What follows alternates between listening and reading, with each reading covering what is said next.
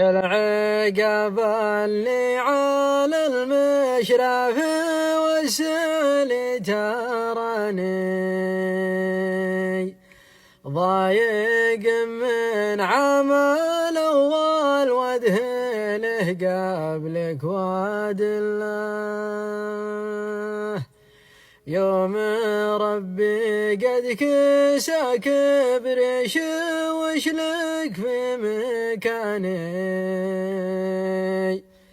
ما تخاف من العقوبة يوم تأتيه وتحله دام لك ينحان وش تبغي بمشرف البيان خل مشرف الفقر